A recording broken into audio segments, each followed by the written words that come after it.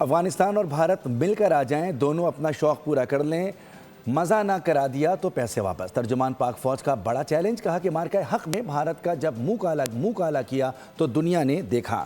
بھارت نے شکست کھانے کے بعد دہشت گردی کو ہوا دی، فتنہ الخوارج کو استعمال کیا۔ افغان طالبان، خوارج اور ہندوستان کا گٹھ جوڑ کھل کر سامنے آ گیا ہے۔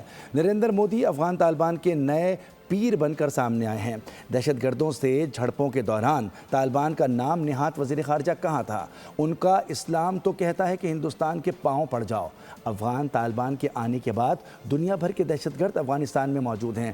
گزشتہ سال 27 خودکش دھماکے ہوئے، ان واقعات میں سب کے سب افغان نکلے۔